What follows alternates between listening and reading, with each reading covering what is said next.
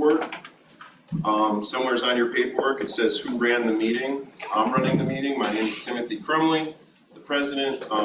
That's the placard right there. I think that's the only other pertinent information that's on that form. But at the end of the meeting, any board member can sign your documentation, and that should satisfy your teacher. So you should be good with that. Could I have a motion to move the agenda to the table? Made by Mr. Groden, seconded by Mrs. Rivera. Any discussion? All in favor? So ordered. Dr. Evans, any additions, deletions, or corrections to the agenda? Yes, Mr. President. There are 3 items I would ask the board please remove from the agenda. Those are items I-10, T-6, and T-10. Could I have a motion to adopt the agenda as amended? Made by Mrs. Galligan, seconded by Mrs. Jersey. Any discussion? All in favor? So ordered. Thank you very much, Dr. Evans.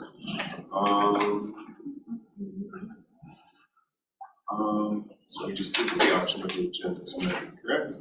Motion to approve the minutes of December 8th, 2022. Made by Mr. Groden, seconded by Mrs. Galligan. Any discussion? All in favor? So ordered. Student board member update. Today we're graced with Leanna Oletta. What do you got? So December 10th and 11th, we performed our drama, Fairy Tale Courtroom, which went very well. December 13th, we had our financial aid night at the high school, and RJK had the winter concert, which also went well. December 19th, we had our Nutcracker performance. On December 20th, we had our pep rally where seniors won Spirit Week and the freshmen came in second place, which was kind of a big deal. On December 21st, we had our toy drive assembly. We raised approximately $1,700 and we put smiles on 84 kids' faces. January 6th, we have a track meet at West Point, the OCIAA, and January 7th, Nordic Skiing has their first race. January 11th, the Parent Teacher Student Organization has a meeting. January 12th, the 8th grade has a virtual parent orientation. January 14th, boys basketball is playing in Roscoe at the Friday Heart Games. Today at lunch, the salad bar was out for the first time in a while. There was fresh pineapple, cantaloupe, melon, apples, cucumbers, broccoli, salad, and dressing to go with it. Students were very happy with this outcome today. Also, the superintendent roundtable you've been doing, Dr. Evans, students are really happy to have the opportunity to use their voice. And to follow up that, they've been asking where we're at in the process of hiring a new chef. Thank you. We'll talk about that later. Thank you very much, Mrs. Oletta. Any questions? Thank you very much. Moving on, I believe we have a presentation by Mr. Wilder. Yes, so tonight I asked Mr. Wilder, our high school principal, to give the board an update on our graduation rates. These are, and Mr. Wilder will get into it about kind of the different type of cohorts and what June data looks like compared to August data. There is one limitation in these, and you'll notice it in the presentation, and that is that the state education, even though these are our data, the state education department hasn't published statewide data. So you will see one slide that when we compare our rates with other districts, it only goes up through 2021 because the 2022 rates of other districts hasn't been made public yet. So what we're sharing tonight are our internal data on what we have. There, with any student data, there's always a possibility that between now and the time the state ed, finalizes our data, there might be 1 or 2 students who move this way or that way, but we don't believe that it will materially change the data that Mr. Wilder is going to present. So, that being said, Mr. Wilder. Thank you. Can you put it on present? Thank you. Next slide. Thank you. All right, so this first slide, those of you who were on the board last year would remember we used this back in, I think it was in March that I presented on the graduation rate data last year. And that's because the data is often released by the state in around mid-February. And so that's, to Dr. Evans' point, is the reason why the 21-22 data is not going to be seen regularly throughout the slides. And what this provides is the longitudinal data back in 2002 up through 2021. And the two columns that really show the longest parts of the longitudinal data are the August rates, both the district and the building rates, because it wasn't until the 2013 year that they started reporting the June rates and counting the June rates as the graduation rates. And since then, the New York State is leaning back towards focusing on the August rates. What I'll point out as far as this data is that from 2002 to 2014, that 13 years of data, the district-wide graduation rate was an average of 71%. The last 7 years of data, the district-wide graduation rate has risen to on average 82% over the last 7 years. So we've increased by 11% during that period of time. The building rate, and the building rate you're often going to see is higher because it's specifically about the building. The district rate includes all out-of-district placements, which are primarily our special education placements, and I'll get to some of that information in a few slides. But the building rate for the 13 years from 2002 to 2014 was an average of 74%. And over the last 7 years of data, the graduation rate was 87% for the building rate.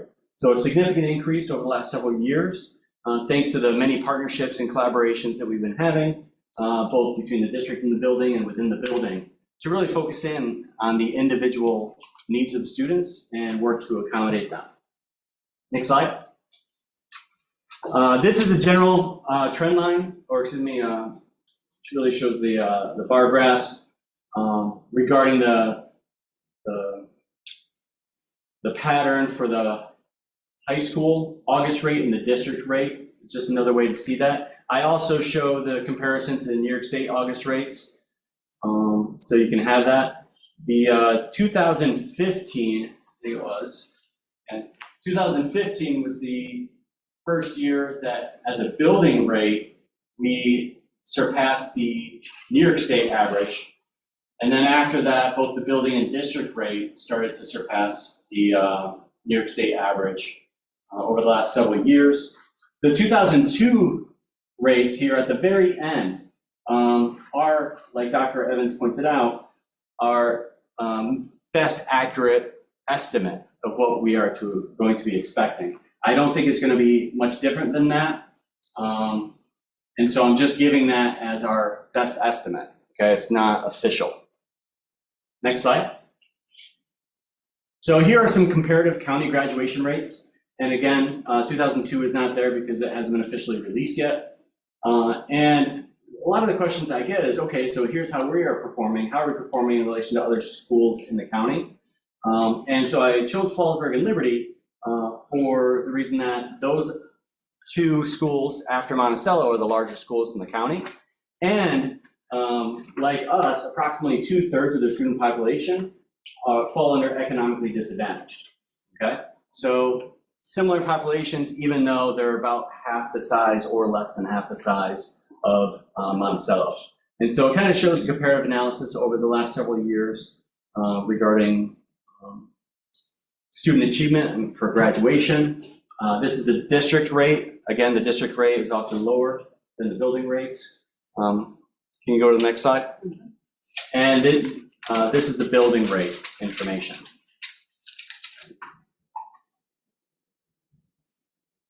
Next slide.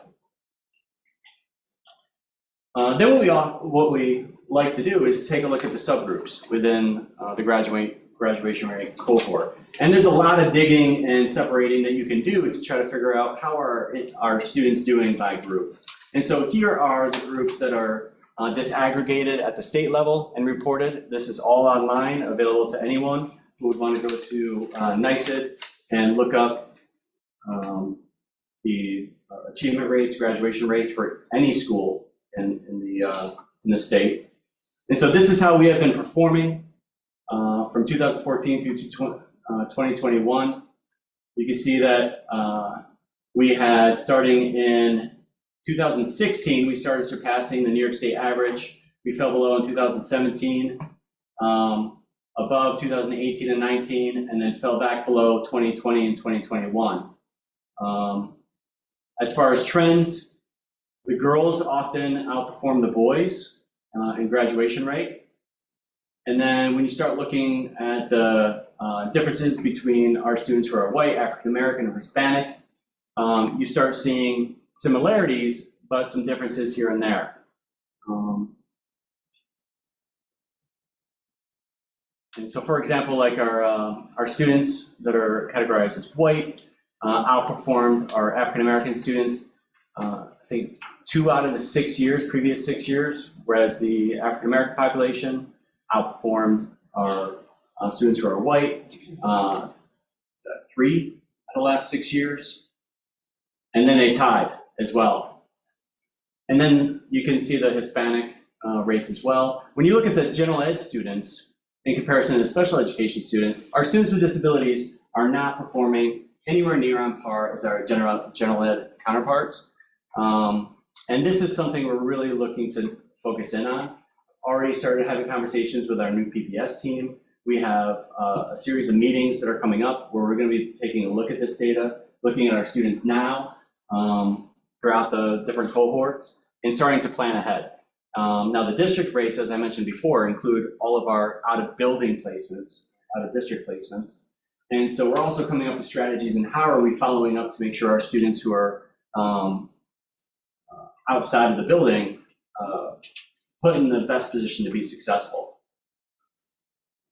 And then the other piece is our comparison between our students who are not economically disadvantaged and are economically disadvantaged.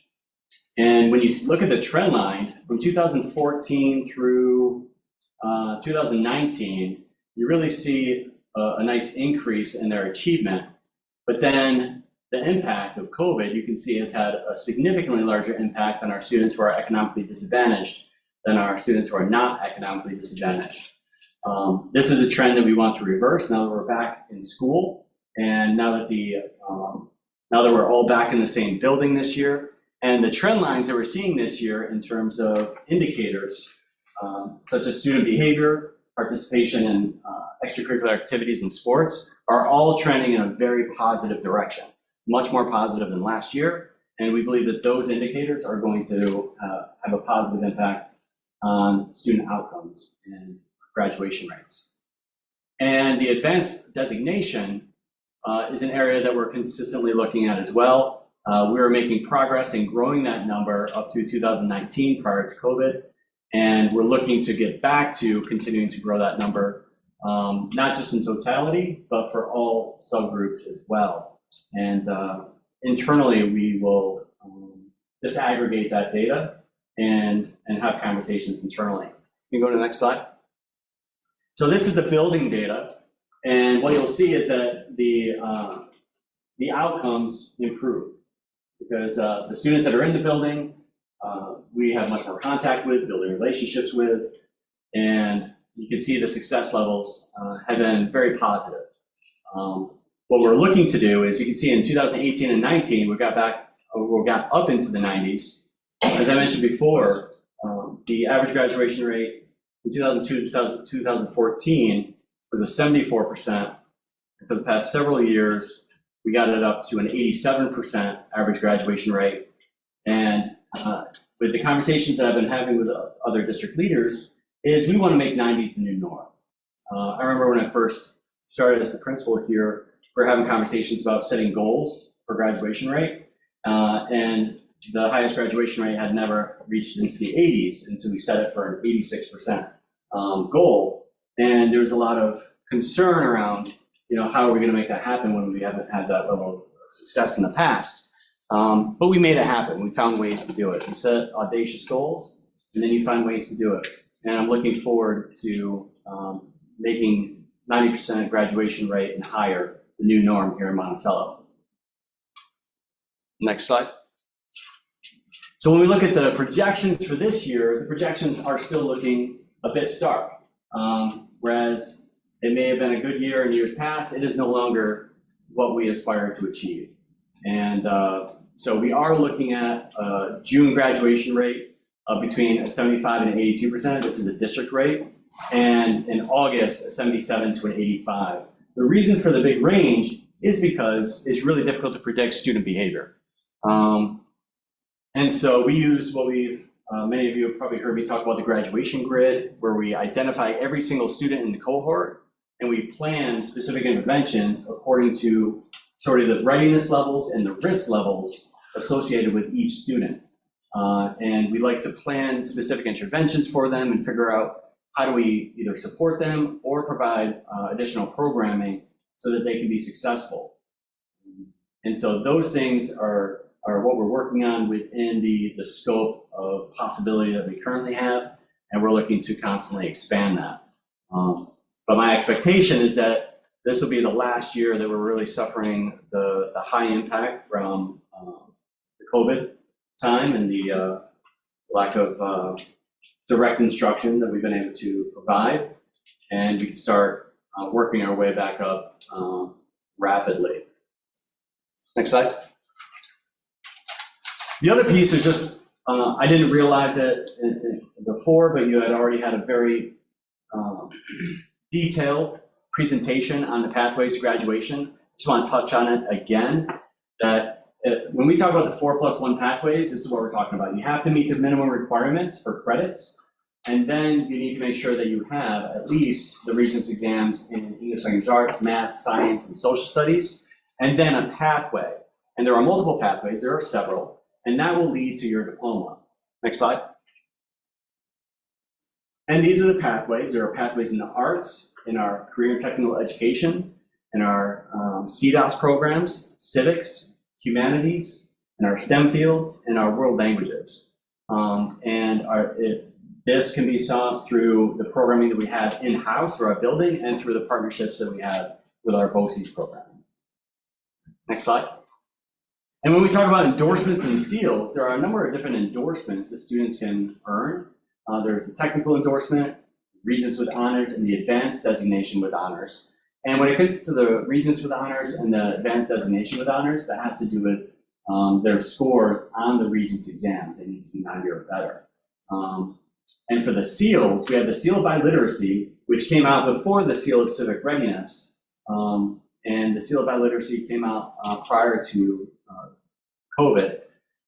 We have 3 students currently working towards the Seal of Biliteracy and are on track to receive that this year, which has grown. Years before, we've either had 0 or just 1 student. So that's a program that we're looking to grow. We're happy that we have 3 students this year, but we believe that there's more opportunity there. And the Seal of Civic Readiness, 2 years ago, we had 90 students. We had more last this past year earn it, and we're on track for about the same for this year as well. And so those are great experiences to help prepare our students for not only greater awareness with their civic participation, but preparation for college or technical school. Next slide.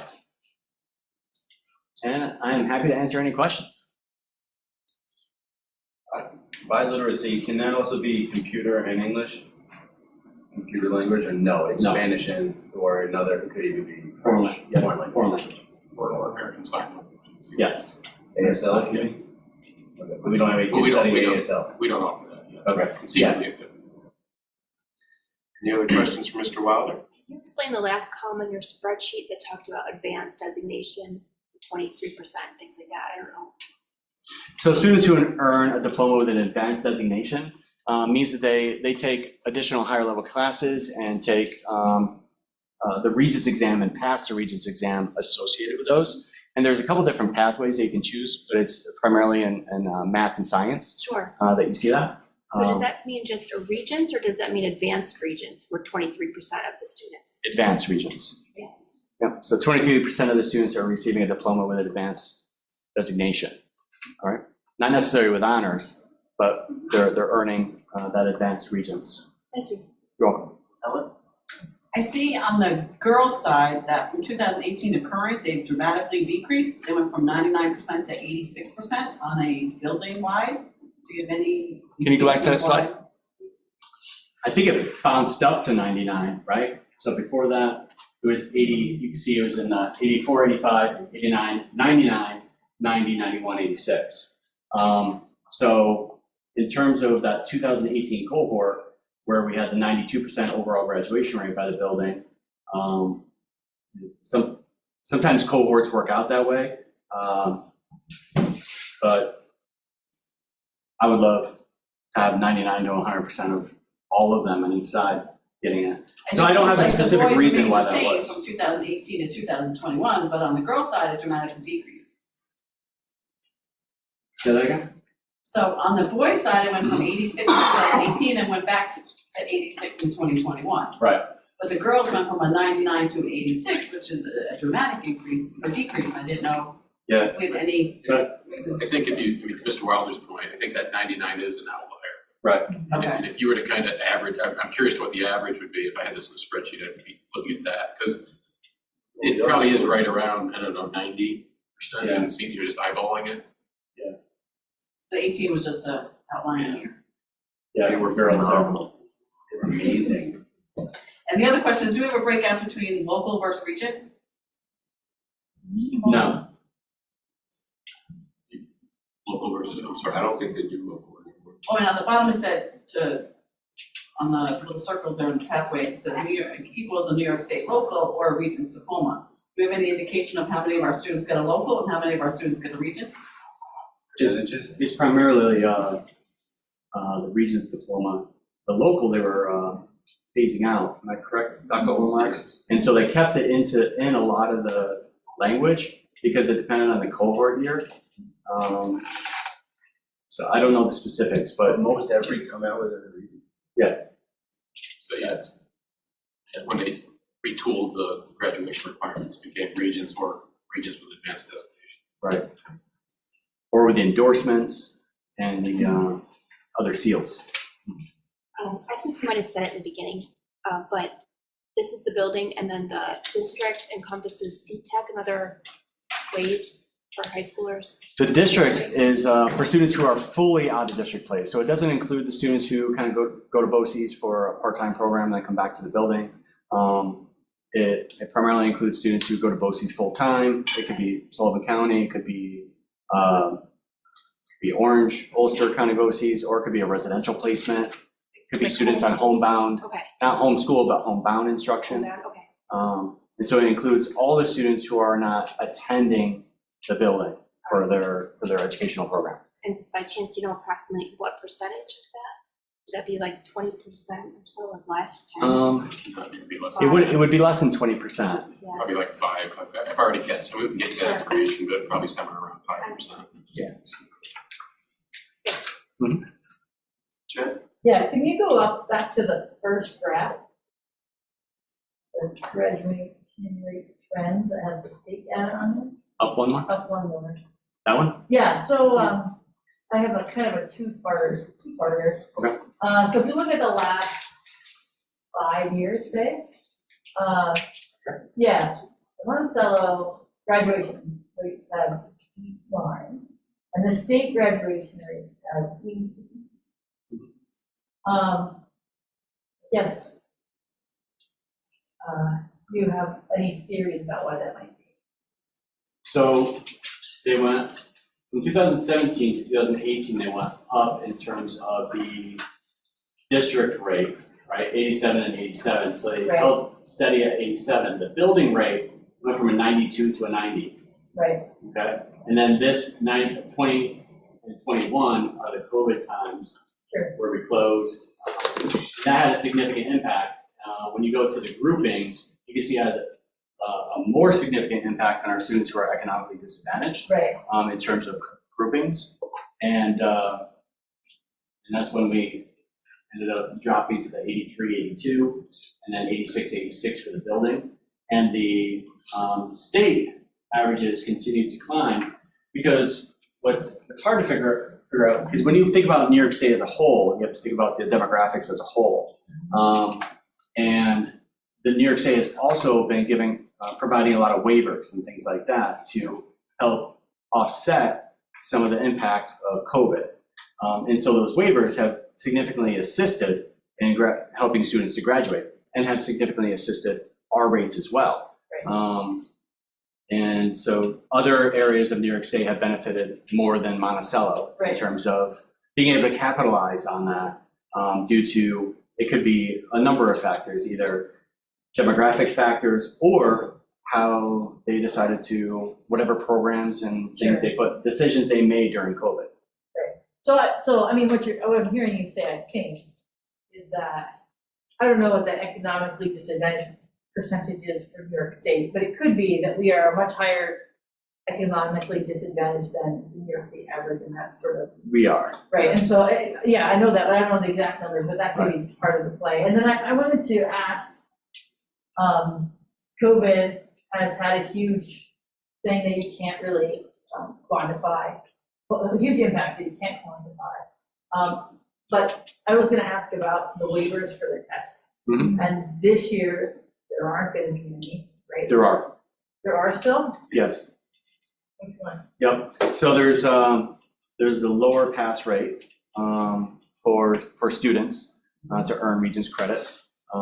They waived the U.S. history for January, and as far as June, I don't think that they're offering all the exams in June. Am I correct, Dr. Olmarks? Mm-hmm.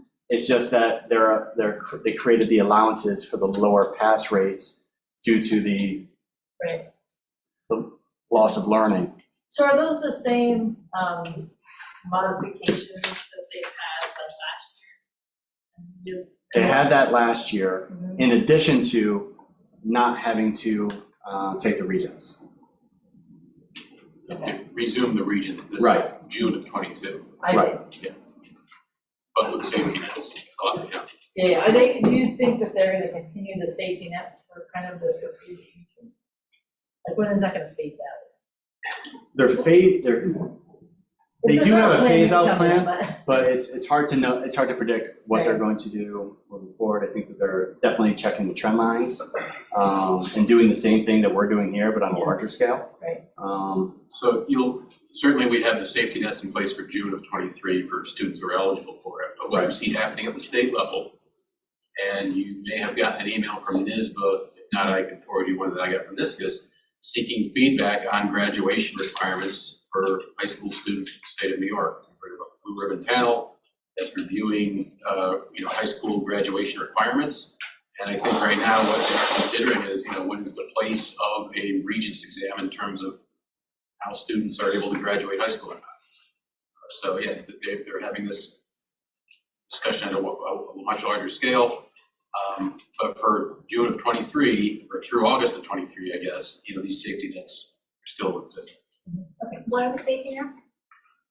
It's the lower pass What is rate. the pass rate? But you have to show course credit too, right? Yes, You have to must have pass the course course, credit yeah. regardless. You had that course credit before this as well. But you also need to have, you can get the waiver with that level of score. So while you're here, Mhm. because I know you were at Pathways. So Pathways are excellent avenue for graduation. And I didn't know if it filtered back to you from the last meeting, that is there anything being done to assist with the students at a younger age, maybe the pathways are available? Yes. I think that did that filter back to you, I guess? is what I Yes, meant. so I had conversations following the last board meeting where those questions came up. And we, as a team, we've been looking at figuring out how to create like an infographic, something that's very accessible, that can show it. There is not a lot of that already created through NICET.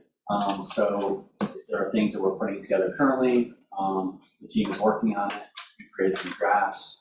But it's something that any time that we can improve the level of communication and accessibility of information, we want to be able to do that, because a lot of it tends to be conversational and explaining it that way and figuring out what does a student have an interest in. And then by taking on that interest, it kind of closes off other pathways, because there's only a limited time that any student has in a day. Creating those, I think the visuals are going to significantly help make it accessible to everyone. I just want to also put out there that the civic seal that was done. I know they're moving towards, we find a place for regions, but the most beneficial thing that came out of my students' high school career, entering college, turned out to be community service that he did through civic seal, civic seal, recognition, everything in regard to college application, scholarships. Even when he's in college now, they do community service on Sundays, connections with teachers, faculty.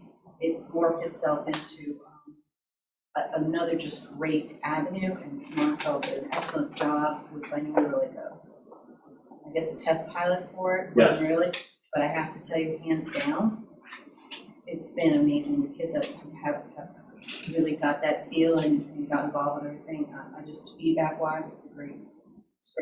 Just want to let you know it worked really well. Good, thank you. Any other questions for Mr. Wilder? Helen? Just to follow up from the last meeting, as you just brought up, did you ever find out if the foundation class for music was going to be offered in year one of pilot? I don't know that it is, and it takes, I did find out that in order for an ensemble to get that level of credit, there has to be kind of a composition element, but I don't think the foundation's class is offered here. So do we know how we're going to get that Not composition? yet, but that's being worked on. Do you see a hand over here? Anybody? Going once? Going twice? You're good. All right, thank you, everyone. Thank you very much, Good night. Mr. Wilder.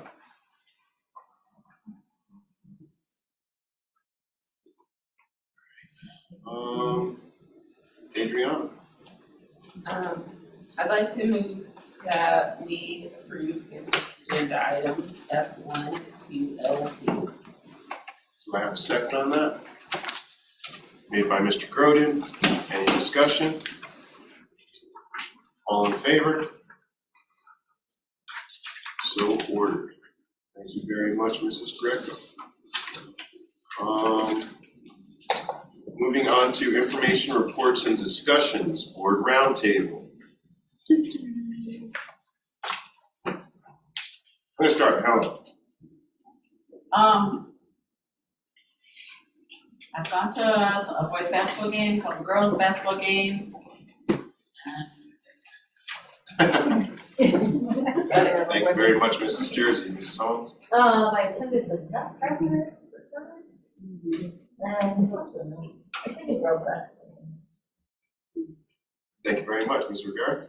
I did miss the last meeting, so I wasn't able to speak on the amazing help that the Interact Club from Monticello and Fallsburg students that participated in the Rotary Thanksgiving food drive. It was such a great help to have them there and assist. We had collected over 89 turkeys and a couple hundred pounds of canned goods, so kudos to the Monticello Interact students, and then also Fallsburg, Catherine Broden, who's the advisor, was also there, and with her students as well. So I really want to give that shout out. I didn't have a chance. And then I hope everyone had a wonderful holiday season. And welcome back. Ms. Rivera, Mrs. Riley, I have nothing to report today. Thanks. Mr. Russo. I went to a wrestling match. It's quite intense. We have some very talented boys. And I attended the legislator, the budget legislature for New York State. Thank you. Mr. Crowe. Nothing to report, thank you. Mrs. Galley. So I'm not sure when we were here last, but I did watch many of the high school performers at the Government Center, which I believe was after our last board meeting. The choirs, bands, they were all really, really good this year. I was very, very impressed by them. Yes, right? Thank you.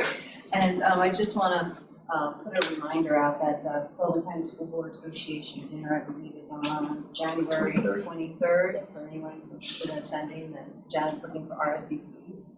And hope everybody has a great holiday season. Very much, Mrs. Greco. No report. I'm also going to be relatively brief. I attended the boys basketball game last night, and it was the holidays, so welcome back, everybody. It's all over, and get back to work. So that concludes our roundtable. We have our principal reports for the month. Any questions or comments regarding the principal reports? I do, and I guess this kind of goes to middle school and high school. Yeah. I'm curious how the long-term suspension, who checks on the students when they are suspended long-term? The school staff. And when students are suspended long-term, sometimes they sign the stipulation, they have conditions that are attached to that. Who ensures that they're actually followed? Well, very often the stipulation agreements are in lieu of a long-term suspension that might result from a 3214 hearing of the student, which means that the student has done something that warrants a suspension longer than 5 days. So in the stipulation agreement, it really is a matter of, what that it's almost like a guilty plea to the specifications. The suspension period will be this. Sometimes, if appropriate, counseling may be offered. Typically, that counseling is, the expectation is that counseling is done by the student and the family through an outside agency.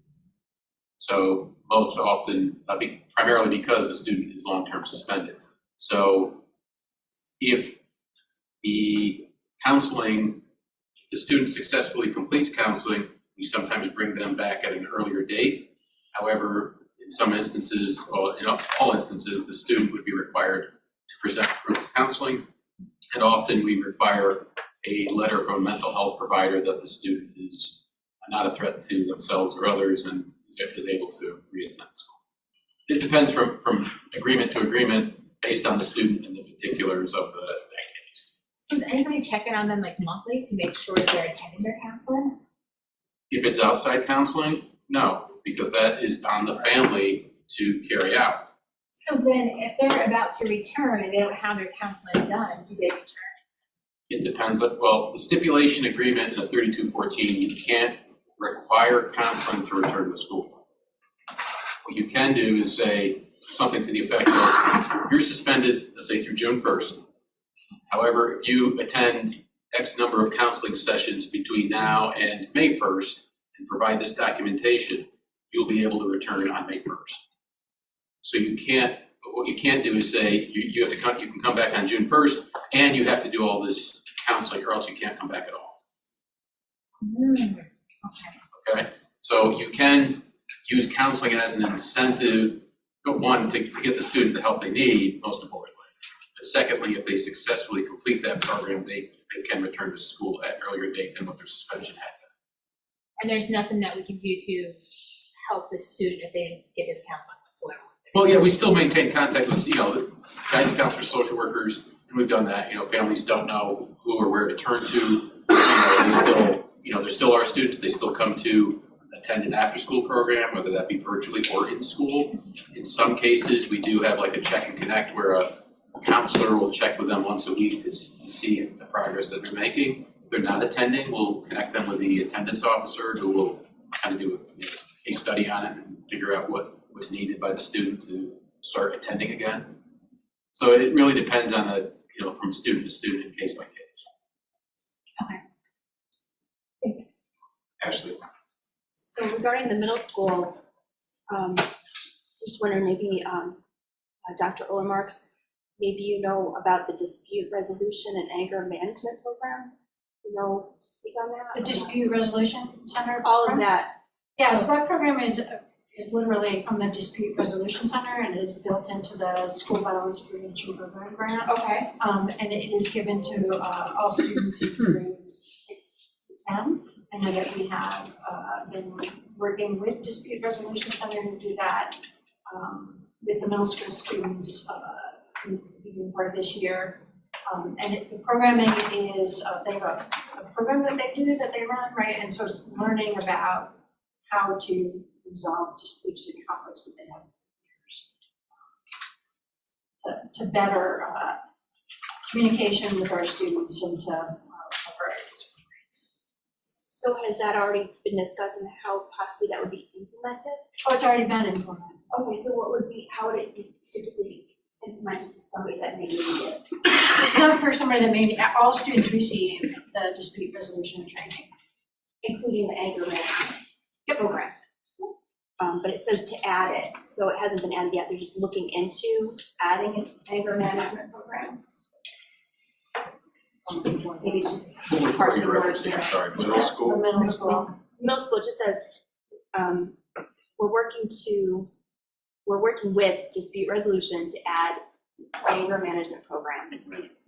Yeah, so that's just a component of the curriculum piece that they offer. So adding that next component to the program. And then is this every, say, Wednesday when they have WIT? I'm just trying to understand when it's, when this training is I provided. can make sure that we have the schedule for that. I know that Lyle Minchow, the School Violence Prevention Program Grant Director, was planning in the next curriculum and instruction report to do kind of a full report of what the School Violence Prevention Program details, all of the details for the in-school and after-school programming, and I can make sure that he includes that component. So there's in-school, after-school program currently on this? A lot of things that are part of the School Violence Prevention Program grant.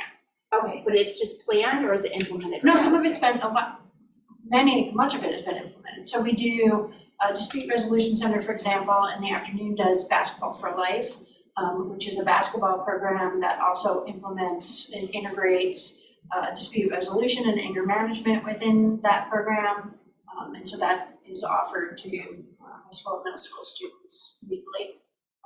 There are art programs, there's music programs after school that are part of this. Thank you. any other questions regarding the principal's reports? I guess one more, sorry, but I don't know if anybody, looking to add a ski team to programming, so it's after school ski team, is that for next year or this year? It'll be this year. It's This year. not our interscholastic ski Sure. teams. It would be more of a kind of a middle school, almost like an intramural type program. But yeah, there was some free programming offered by. I saw that. Yeah, and so looking at that, how we could take advantage of that, and so it was a good fit with the school violence prevention program. That's wonderful. Thank you. Yeah, we just need to. winner. All right, moving on, we have correspondence outcomes, not applicable at the present moment. That brings us down to the policy committee memo, Dr. Evans. Thank you, President Trumlett, excuse me, and Happy New Year, everyone. So, Linda, you first. Yeah. Tonight, the policy committee met at 5:30 today to discuss a video conferencing policy that the board will be entertaining in upcoming board meetings. So you may recall, I think we discussed this with the whole board before, but the open meetings law has been amended so that now a Board of Education can hold a live stream meeting. And it'd be kind of a two-way meeting. In other words, it would be interactive, where as long as there was a quorum of the board physically present, and a board member had extenuating, compelling circumstance on why they could not attend in person, they could request to attend virtually and participate and vote. Now, under the old law, in order for that to happen, we'd have to post the physical location of that board member. Under the amended law, if we choose to adopt our policy to reflect it, we no longer would have to provide that physical location space as long as we had a public interaction component on the live stream. So in other words, like we'll do tonight, we'll have public content. The public would be able to chime in virtually. It would still be within the confines of the board agenda, but that would need to be managed. So we do have a sample policy from NYSBA. A number of local school districts have adopted this, and it seems to be going well. This one, though, is a little bit different. In other words, so what we have to do as a board is to first have a public hearing, which we have tentatively scheduled for next board meeting, January 19th. And then we would have the two policy reads if the board wanted to move forward. So once you complete the public hearing, it would then just kind of play like a regular policy adoption. Okay, so that's probably the biggest piece that came through the policy committee meeting today. There is another second reading on a policy tonight that is a small kind of a footnote in that particular policy. We do have a handful of policies that we're going to bring forward for a first reading at the January 19th meeting. Those all are legal updates that have come from either NYSBA's policy services or our legal counsel relative to professional services. So we will have the first reads of those at the next meeting. And then the last piece, as I recall, is that one of the proposed policy changes is a policy change in the code of conduct. We talked about how maybe it might be beneficial to have a board member or two on the district's code of conduct committee. You know that every year the board is required to conduct a public hearing and vote and approve upon a code of conduct. We usually do that in July, but throughout the year, the code of conduct committee meets, and that includes stakeholders who review discipline data, current code of conduct, legal updates, et cetera, and determines whether or not any changes are made. So the next code of conduct committee meeting is tomorrow morning. I'm not asking that anyone, rearrange their schedule for that, but based on what the committee wanted, bring it to the floor of the board to see if there's interest in having two, but no more than 4 board members on that committee. I will say that typically with kind of district and school committees that include other stakeholders already, it's typically 2 board members who are on that committee.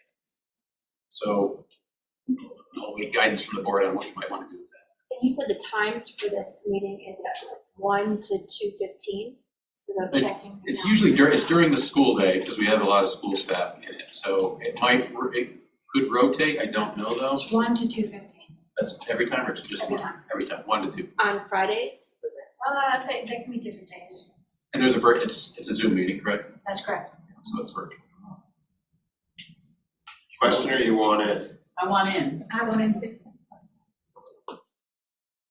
Anybody else have any interest in?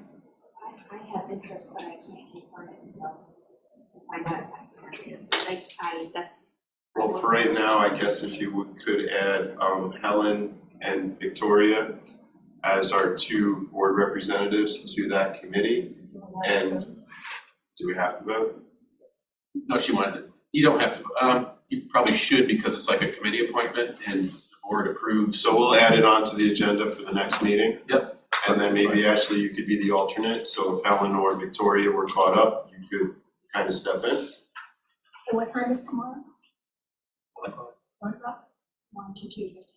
1 o'clock. Send the Zoom for tomorrow or something. You have to vote on it. No, because it's a public committee. So if we can send that to Helen and Victoria, I was right, Victoria. That'd be awesome. It's rubbing off on me. Does that conclude our policy? I think so. I don't think I write that down. Fantastic, which moves us to capital project update. Once again, Dr. Evans. Thank you, President Crumley. So we are making progress in our capital project and we're nearing completion on phase 2. However, probably the most visible element of that, which is the paneling on the north facade of the high school, which is the one that everybody sees when they drive up Rakey Avenue. I think I shared at the last meeting that there were delays at the manufacturer. We've now been told that those panels will be arriving before the end of this month. However, temperatures need to be at 40 degrees or above in order to correctly install them.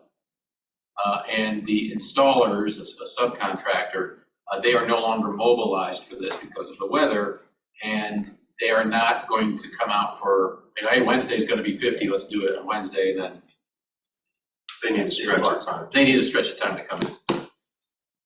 So in all likelihood, that will not resume and finish until probably the spring, meaning March, April. My estimate based on what I know about the weather in these parts. We are, however, reviewing with the construction manager and the architect are reviewing with the manufacturers of the sheeting, I guess, is the correct term, the yellow that you see, to see what type of protective measures need to be taken to make sure that that's still effective enough to hold the panels and be weather tight. So, other steps that are being done in the capital project, we're really punch listing right now in phase 2. We do finally have our 3rd new boiler online at the high school. Yay. However, a group from Train will be coming tomorrow, and then they will be balancing those boilers next week, which will give our facilities department the software access to better monitor the temperature swings. So there has been a good deal of variation in the rooms in the new wing. And the primary reason for that is because the 3rd boiler was not online yet and they hadn't balanced it, which meant Train still had the controls to it and not controls at our local level. So that's good news to know that, we got lucky with some weather this week, but the light is at the end of the tunnel with balancing that heat as well. And we've also, our architect has submitted to the State Education Department the ESSER 2 project for Chase Elementary School, which is the HVAC work, which is supposed to start this summer. And we're told that by the end of the month, they'll be submitting the ARP HVAC work that will be done at Rutherford and Cook. That'll take place through summer of '24. So those are on track. And we believe that tomorrow, we'll be publishing an RFP for a district architect for beginning plans on the next capital improvements. So we will be putting that out very soon. Any questions on the capital project? Jen? Related, do you have a timeline for the building condition assessment? The building condition survey that CPL was doing gratis? They need to be done by March. Has to be into the portal. March. So we've had reminders to them that they are to do it, and they've told us that they will be doing it. It is front and center on our timelines too. Right. Any other questions on capital project? Okay, moving on. Upcoming events. Published on the agenda. This is kind of slipping off of upcoming a little bit. One upcoming event is I'm leaving for a week in January, so our esteemed vice president will be running the next meeting. We adjusted the agenda setting a little bit, but I'm leaving you in more than capable hands for the next meeting. The other thing that is going to be coming up, which is something we need to speak about, is we need to start putting together Dr. Evans' review process. We agreed to the super eval platform, so I'd like before the end of January that I'll get that out to you guys, and that we can start that assessment process for Dr. Evans, which is a contractual obligation we have for, I believe, June. The end of June. Yeah, there's a mid-year. To conclude in June. So that'll be coming to you guys relatively shortly. Moving on to community events. Oh, hey. What? So I have something on my calendar for the 26th. Is that still, is that like a? You already have it scheduled? Yeah. Yeah, Good deal. We're in front of it. all right. All right. Community events, once again, we have quite a few items in the agenda, also on the website. There's plenty of sporting events and other things of that nature, and it looks like the Sullivan County Democrat has been covering quite a few of our games and stuff, so you can always take a look at the Democrat to get filled in on anything that you might have missed. Shannon, do we have anybody signed up, questions or comments from the public? Not at this time. Thank you so much. That brings us right around to superintendent update and information, Dr. Evans. Thank you, President Crumley. Tonight is Dr. Ola March's last board meeting with us. She is moving on to her home district, deputy superintendent of New Paltz. I want to congratulate Dr. Ola March and thank her for her service and dedication to Monticello and students, families, and staff. Thank you.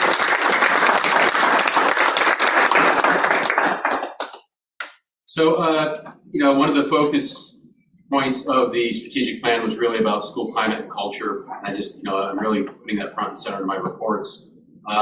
We've had, winter, despite this past week, did rear its ugly head shortly before the winter holidays. So we did get a few of our facilities walkthroughs that we're doing. That includes Ms. Spela, Steve Lewis, me, and our principals. And we've been able to get to several buildings, and those are bearing fruit. We are able to have and I think the key of it is actually getting all of us together to actually look critically at facilities and help identify, all right, what's short-term, what's long-term here, what's something that should be put in a work order now if it hasn't been. Some of these things are news to people, and we've already seen some, short-term improvements. One of them, in the 700 wing of the high school, there had been kind of plywood that had been placed on the walls and painted over white. So well painted that I walked by it many times. I never even knew it was there, but during the walkthrough, Mr. Wilder brought that to our attention. I believe that's now been sheetrocked over and it looks brand new. We don't even know it's there. So these are some of the short-term fixes that we're identifying quickly and addressing, but we're also able to kind of say, all right, that's something that we'll put off to the summer. That's something that we'll do in the next, or consider for the next capital project. So they've been very fruitful thus far. As Leanna reported, I've been having my student roundtables. Again, unfortunately, the weather we had to postpone the middle school student roundtable, but the last one was on food service. And I'm happy to report that we have 5 qualified applicants. 4 right now. Right, 4 or 5 qualified applicants for for cook manager. Ms. Spela and other stakeholders will be conducting entry-level interviews, and then Ms. Spela and I will be conducting kind of final interviews. We're hoping probably early March for an appointment, but we are kind of pleased with the response rate that we've had. And then lastly, relative to school climate, your question, Ms. Riley, from the last meeting, I reached out to the consulting group who will be moving forward with through Sullivan BOCES to do those climate surveys, and I gave her in particular our policy, as well as the question about what different things might be, and I provided the board with a response. The surveys only ask the student to identify the building they are in. No other demographics are collected, and students will complete those surveys in a class, so there's no way to associate an IP address with any individual. No email or personally identifiable information data are collected. So my guess is what will happen is there'll be like a general link that will be given to all the 9th graders on April 10th. They're all going to go in and click in, but there is no way to associate the IP address with a survey based on her response. There's student ID as well. Correct. So we haven't seen kind of the tech specs behind the scenes. Once that comes in, then we'll know this for sure, but I did move that question forward to the group. So right now we're satisfied, but we'll continue to because if they do ask for that, then we have like Ed Law 2B that we need to make sure is honored. But they do this work with other schools, so I'm confident that they know. And is this in lieu of Panorama, or Panorama is still being used? Panorama is still being used, and Panorama is really looking kind of at the individual level. So Panorama really dives deeply on the individual, it's looking kind of at the individual students' dispositions, social emotional health, and those other items. This is more larger kind of school climate. How do I feel about the other students around me in the school that I'm in? It's kind of a broader lens than what Panorama is. Administrator searches. So tonight the board approved the interim appointment of a high school assistant principal.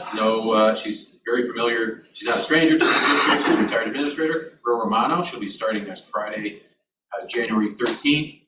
I've begun screening interviews for the high school assistant principal's vacancy. I have a handful of applicants there. And we are closing the applications for the assistant superintendent's position on Monday. And we do have a very good crop of quality applicants currently in our system for that position. And lastly, budget development. Ms. Spela and I are beginning our initial budget meetings with district and school administrators this month. We're expecting the governor to give her budget proposal probably in a week or two. And in that proposal, we will have our first idea of what school aid we might expect for the next school year. So there is a board budget committee. Ms. Spela and I believe that a board budget committee meeting, I think this is what the committee wanted, once we knew what that information was, to meet again. So we're thinking sometime last week in January, first week in February-ish. That's me, Helen, Todd. Todd. First week of February work for you? Last week of January? First week of February. Is that your February 1st? Yeah. It's the Wednesday, we're working Thursday. That's terrific. So you want to just grin and bear it and take the first? Is that okay? I'm grinning. Can't bear it, but I'll do it. And what time would you like?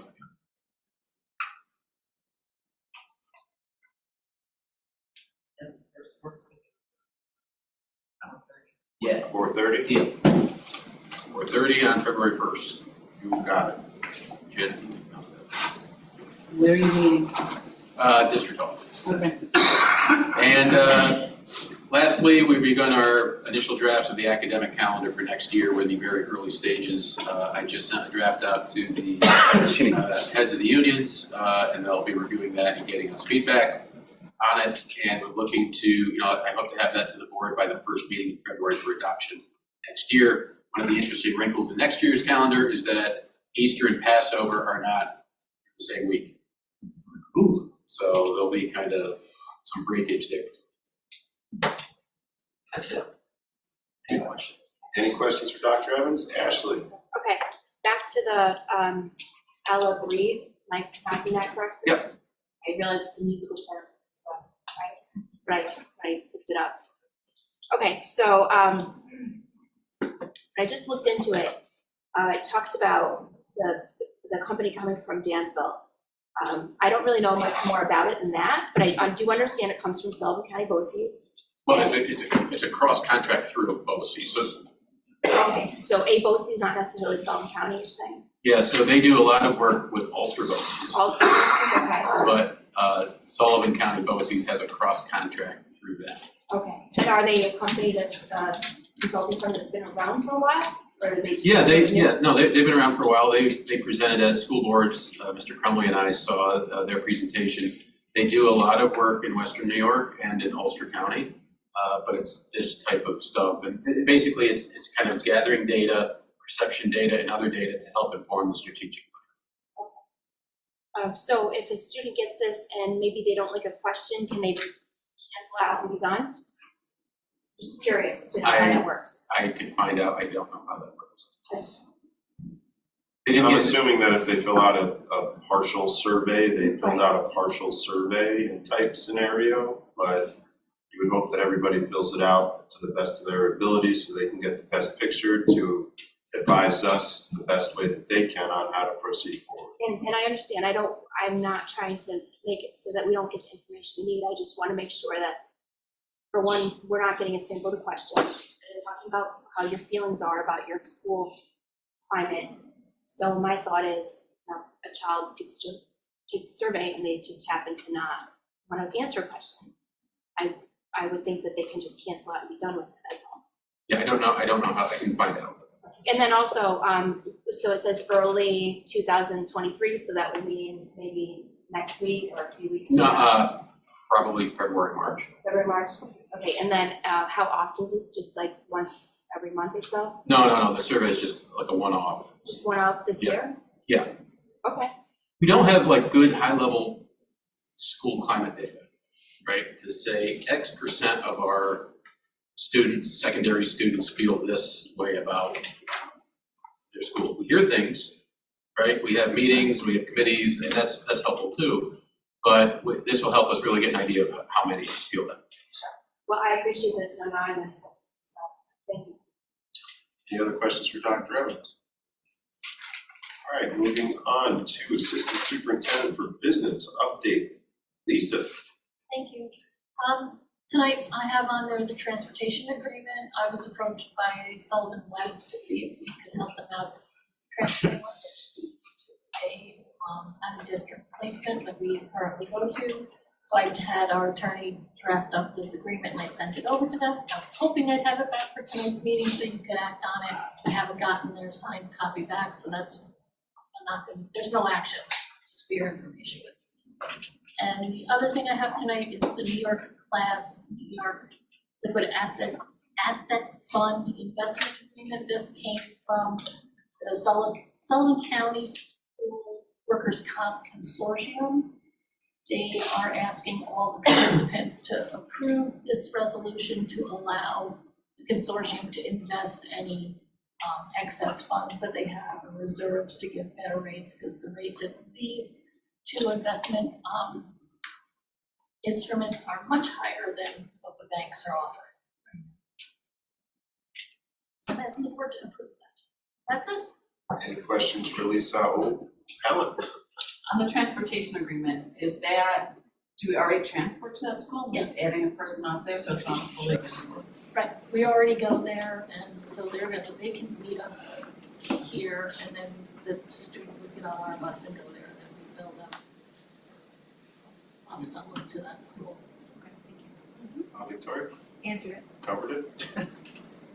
Thanks very much, Lisa. Assistant Superintendent for Curriculum and Instruction, Linda. Thank you. So I have 3 items here that I'm asking the board to approve. The first is the contract with Sullivan County to provide 4410 services at our preschool.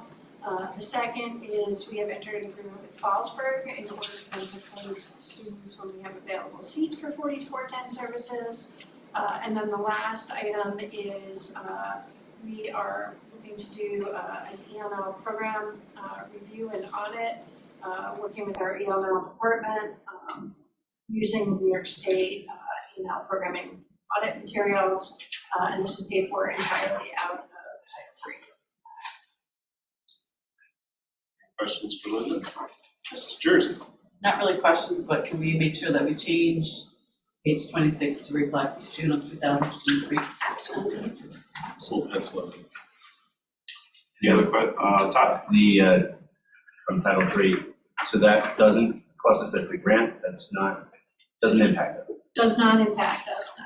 Okay. And title grants, just for your information, are supplement and not supplant. So basically what that means is that we can't provide programming to students that we need to, that we have to or required to provide. This has to be kind of supplemental types of services. So it wouldn't be taking away the required services that we have to provide. And this auditor service in Connecticut is the closest person, or? She is, yes. We did a fairly extensive search on her.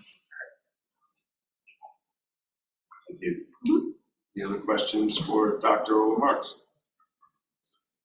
Okay, moving on. Adriana. I'd like to move for discussion, action items T1 to T5, T7 to T9, and T11 to T13. So a second on that, made by Mr. Groden. Any discussion? All in favor? So ordered. Mrs. Greco. I'd like to move for that we approve action items T1 to T5, T7 to T9, T11 to T13. Second on that, made by Mrs. Holmes. Any discussion? All in favor? So ordered. Correspondence, none listed in the agenda at this time, but I know the Democrat has been doing some articles, especially on some of the athletic teams. Janet, has anybody propositioned us to talk today? Nobody on the list. Thank you so much, Janet. That brings us down to the final component of our meeting.